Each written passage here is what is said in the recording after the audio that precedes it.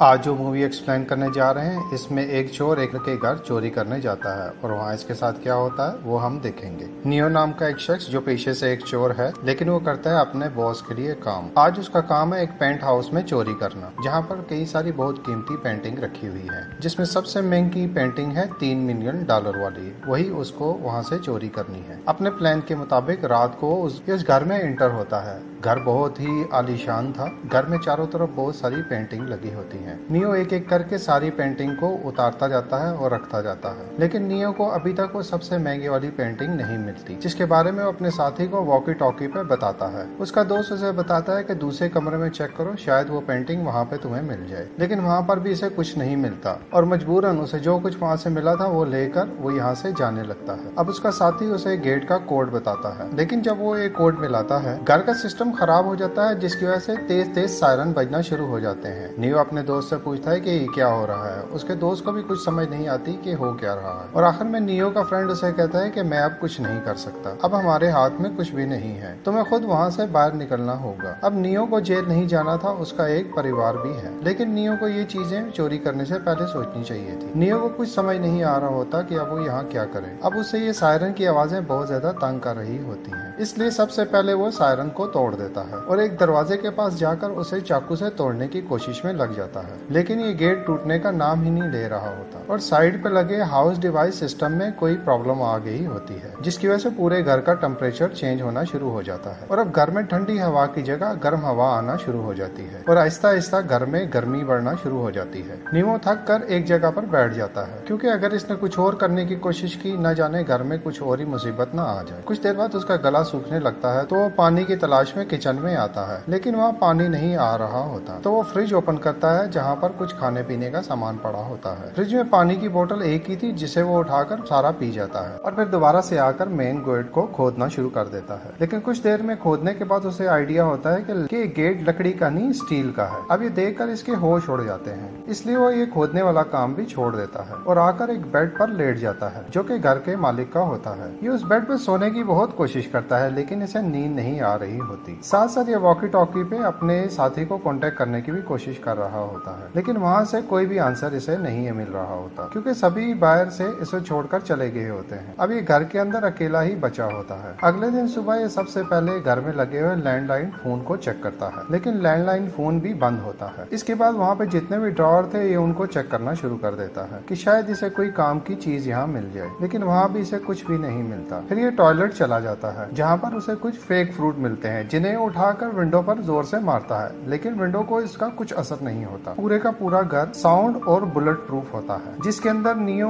अब फंस चुका है और इसे जोर की प्यास भी लगी होती है। नियो को जो फ्रिज में पानी मिला था वो तो कल ही सारा पी गया था, यानी कि नियो के पास अब पीने के लिए पानी नहीं है। वो स्विमिंग पूल के पास जाता है, वो स्विमिंग पूल का पानी पीता है लेकिन वो पानी नहीं पी पाता क्योंकि वो पानी का टेस्ट बहुत खराब होता है। फिर वो स्विमिंग के पानी से अपने शरीर को साफ करने लग जाता है। फिर वो घर में मौजूद एक्वेरियम के पानी को पीने की कोशिश करता है लेकिन वो पानी भी बहुत बेकार होता है और गंदा होता है। फिर आखिर में फ्रिज में मौजूद बर्फ को निकाल कर वो चूसने लगता है। इससे इसको थोड़ी तो राहत मिलती है लेकिन इसकी पूरी प्यास नहीं खत्म होती। अब वो घर के सारे टेबल और फर्नीचर को लाकर एक जगह इकट्ठा कर देता है क्योंकि उसके दिमाग में एक आइडिया आया कि क्यों ना वो घर की छत पे जाए और वहाँ से किसी को मदद के लिए पुकारे। लेकिन छत तक पहुँचना इतना आसान नहीं था, छत तो बहुत ही ऊंची थी। बहुत कोशिश करने के बाद ये हाउस सिस्टम की तरफ जाता है और इसे चेक करने की कोशिश करता है कि शायद घर का टेम्परेचर चेंज हो जाए लेकिन इसका कोई फायदा नहीं होता। अब इसे प्यास के साथ साथ भूख भी लगना शुरू हो जाती है तो एक फूड कैन को खोलने की कोशिश करता है लेकिन फूड कैन को खोलते खोलते इसके हाथ पर कट लग जाता है जिससे इसे काफी पेन फील होता है। यहाँ इसके दिमाग में फिर से फ्रिज आती है तो ये उसमें जाकर फिर से बर्फ टूटने लगता है लेकिन अब बर्फ पिघल चुकी थी इसलिए वो फ्रिज को ही चाटने लग जाता है ताकि जो बची कुछ बर्फ थी उससे अपनी प्यास बुझा सके। इसका बस चलता तो फ्रिज में ही बैठ जाता लेकिन फ्रिज बहुत छोटी होती है जिसकी वजह से इसके अंदर नहीं आ सकती। इसी दौरान हम बाहर देखते हैं कि बाहर बहुत तेज बारिश हो रही होती है लेकिन अफसोस नियो ना ही तो बाहर जा सकता है और ना ही वो पानी पी सकता है। वो बस वहीं बैठा रहता है। अब इसके पास और कोई काम नहीं था, वो घर को एक्सप्लोर करने लग जाता है कि शायद इसे कोई सीक्रेट दरवाजा मिल जाए। लेकिन इसी दौरान उसे पानी की आवाज आती है और ये देखता है कि ये पानी तो असल में प्लांट शावर से आ रहा है। ये फौरन जाके उस पानी के पास जाके बैठ जाता है और जी भरकर अपनी प्यास बुझाता है लेकिन ये पानी कुछ टाइम ऑन रहता है और फिर ये पानी आना बंद हो जाता है। फिर इससे मजबूरन वहाँ से उठना पड़ता है। लेकिन वो कल फिर इस पानी का वेट करेगा और इस बार वो इसको स्टोर भी कर लेगा ताकि वो पानी पीने के काम आ सके। अब आहिस्ता आहिस्ता इस घर का टेम्परेचर और भी बढ़ना शुरू हो जाता है, इसलिए वो सारे अपने कपड़े उतार देता है कि गर्मी बहुत ज्यादा बढ़ गई थी। इसके बाद घर में जितने भी फर्नीचर थे वो उन्हें एक जगह इकट्ठा करने लग जाता है ताकि वो छत तक पहुंच सके, और इस बार ये छत तक पहुंच ही जाता है। वो छत को देखकर आइडिया लगाता है कि वो छत पर यहाँ से कैसे जा सकता है, पर इसके लिए इसको स्क्रू ड्राइवर की जरूरत पड़ती है। और इसी दौरान इसकी नजर घर पे लगे टीवी पर पड़ती है जिसपे सीसीटीवी की फुटेज आ रही होती है, जिसमें वो देखता है कि एक मेड घर के बाहर झाड़ू लगा रही है। नियो फौरन कपड़े पहनकर गेट के पास पहुंच जाता है और उसे आवाज लगाता है, लेकिन अफसोस घर साउंड प्रूफ होता है इसलिए उसकी आवाज बाहर नहीं जाती और वो मेड इसकी आवाज सुन नहीं पाती। नियो वापस आकर चुप करके बैठ जाता है, लेकिन इतने में वो कुछ ठंडी हवाएं महसूस करता है जो कि एयर वेंटिलेशन से आ रही होती हैं। फिर वो देखता है कि हाउस कंट्रोलिंग डिवाइस में अपने आप ही टेम्परेचर चेंज हो गया है। अब पूरा घर आहिस्ता आहिस्ता ठंडा होना शुरू हो गया था। नियो पहले जी भर के ठंडी हवाओं को महसूस करता है और फिर आराम से उस पूल में नहाता है। इतना टाइम इस घर में गुजारने से नियो को अब इस घर में अच्छा लगने लगता है। नियो को शायद अब आइडिया हो जाता है कि अब वो इस घर से कभी बाहर नहीं निकल पाएगा, लेकिन नियो फिर भी कोशिश करना नहीं छोड़ता। वो अगले दिन उस प्लांट शावर से इकट्ठा किया हुआ पानी पीता है और ब्रेकफास्ट भी करता है और थोड़ा सा डांस भी करता है। अगले सीन में हम देखते हैं कि नियो एक ग्लास के जार को तोड़ता है और इसके दो टुकड़ों को बांधकर खुद के लिए एक चश्मा बनाता है, जिसे पहनकर ये फिर छत के करीब जाता है और छत को तोड़ने लगता है ताकि इसकी आंखों में कुछ चला न जाए। वो बड़े ही देर से उस छत पे लगे गिलास को तोड़ने की कोशिश में लगा होता है, लेकिन इससे छत को कोई फर्क नहीं पड़ता। तब उसके पास के सीमेंट को हटाना शुरू करता है, लेकिन वो भी बहुत ज्यादा मजबूत थी और थक कर नीचे आ जाता है। ये एक मिलियनेयर का घर था तो सिक्योरिटी तो इतनी टॉप की होनी ही थी। अब इनसे थक कर वो अपने लिए कॉफी और पास्ता बनाने लगता है और अब ये खाना बनाता है और खाना खाता है और थोड़ा रिलैक्स होता है। फिर ये सीसीटीवी में लोगों को आते जाते देखता है। अब सीसीटीवी देख के ही वो एंजॉय कर रहा होता है क्योंकि इसके अलावा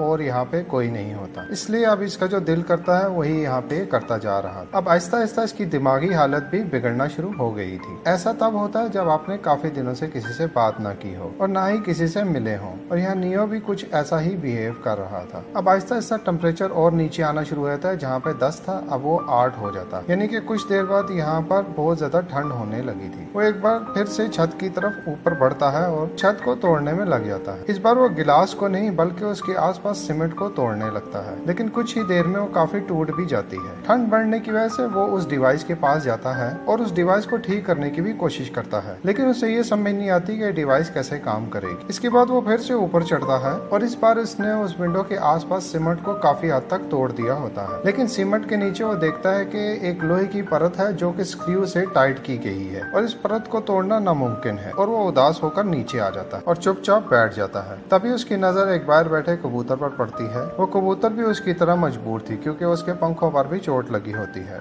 वो उड़ नहीं सकती। और नेमो उससे कहता है कि तुम जाकर मेरे भाई से कहो कि मुझे यहाँ से बाहर निकाले, मैं अभी तक यहीं पे फंसा हुआ हूँ, मेरी तबीयत भी अभी ठीक नहीं है। नीमो के पास अब करने को कुछ भी नहीं था। नीमो ने यहाँ पर सारी चीजें कर ली थी। उसकी बॉडी के साथ साथ उसका दिमाग भी अब थक चुका था। वो हार मानने लगा था, इसलिए अब उस घर में जितने भी महंगी महंगी पेंटिंग थी ये उनको खराब करने और तोड़ने लगा था, और कई घंटों तक वो ऐसा ही करता है और पेंटिंग को तोड़ता है और खराब करता रहता है। फिर ये उस मिलियनेयर की वार्ड रूम में जाता है और वहाँ से उसके सूट देखता है। तभी से वहाँ एक सीक्रेट डोर नजर आता है। वो सारे कपड़े हटाकर देखता है तो यहाँ पे पीछे एक रास्ता था, या फिर ये कहीं के एक सीक्रेट दरवाजा था। वो आहिस्ता आहिस्ता अंदर जाना शुरू हो जाता है। फिर ये वहाँ पे कुछ ऐसा देखता है जिससे इसके होश उड़ जाते हैं। दरअसल वहाँ पे एक बूढ़े आदमी की लाश पड़ी होती है, लेकिन ये जब उस लाश के करीब जाता है तो असल में एक डमी थी, और इस डमी के हाथ में कुछ पेपर्स होते हैं। इन पेपर पर कुछ ऐसा लिखा होता है जिसे ये पढ़ता है, लेकिन इसे कुछ समझ नहीं आती। वहीं पे एक पेंटिंग लगी होती है। ये वही पेंटिंग थी जिसे लेने के लिए नियो यहाँ पर आया होता है, यानी कि ये वही 3 मिलियन वाली पेंटिंग है। नियो को लगता है कि शायद अब वो यहीं पे मारा जाएगा। दूसरी तरफ हम उस कबूतर को देखते हैं कि वो वहीं पे मर चुका होता है, या नियो का भी कुछ ऐसा ही हाल होने वाला था क्योंकि टेम्परेचर बहुत ज्यादा गिर चुका था। तभी वो सीसीटीवी पे देखता है कि वो मेड इसी घर के दरवाजे के बाहर बैठी हुई है, तो वो फौरन भागते हुए गेट के पास जाता है और उसे पीटने लगता है, लेकिन हल्की सी भी आवाज बाहर नहीं जाती, और वो बहुत ही इरिटेट हो जाता है और चिल्लाने भी लगता है और वहीं पे सो जाता है। अगले दिन फिर से वो उस विंडो के पास जाता है। अब इसे आइडिया आता है कि स्क्रू ड्राइवर कैसे बनाया जाए जिससे वो उस स्क्रू को खोल सके, तो वो एक लकड़ी से स्क्रू खोलने का टूल बनाता है। फिर वो उससे स्क्रू खोलने की कोशिश करता है, लेकिन वो इसमें कामयाब नहीं हो पाता, लेकिन वो उम्मीद नहीं हारता और दोबारा से स्क्रू खोलने की कोशिश करता है और वो स्क्रू को खोल लेता है। लेकिन इसकी उसके अंदर इतनी ताकत नहीं बची थी कि दूसरे स्क्रू को भी खोल पाए, इसलिए वह नीचे आ जाता है। यहाँ हम एक और चीज नोट करते हैं कि नियो अब पहले जैसा नहीं रहा। वह खुद से ही बात करता है कि अब ना ही उसके पास कुछ खाने को कुछ है, ना ही पीने को कुछ है। ये वहाँ पे लगे हुए पेड़ों को भी हिलाता है कि शायद यहाँ से कुछ निकल आए, लेकिन वहाँ से कुछ नहीं आता। और आखिर में उसे कुत्ते का खाना उठाकर खाना पड़ता है, जो उसके लिए बहुत बुरा था, लेकिन भूख कुछ भी करवा सकती है। और एक तो ऊपर से इतनी ज्यादा ठंड और ऊपर से भूख और प्यास, ये पूरी तरह से फ्रस्ट्रेट हो चुका था। लेकिन इतनी मुश्किलों के बावजूद उसको एक ही ख्याल होता है कि ये यहाँ से कैसे बाहर निकले, इसलिए बाकू स्क्रू को खोलने की कोशिश में लग जाता है। लेकिन इसी बीच में उसका ऊपर से पाँव फिसल जाता है और वो सीधा आकर नीचे गिर जाता है और इसके पाँव की हड्डी टूट चुकी होती है और इसके लिए नई मुसीबत होती है। लेकिन तभी ही उसे एक पेंटिंग दिखाई देती है जिसपे एक आदमी टेप से बंधा हुआ था। ये उस पेंटिंग को गिरा देता है और कहता है कि मैं तुम्हारी दिक्कत को समझ सकता हूँ और ये मैंने तुम्हें गिरा दिया, जाओ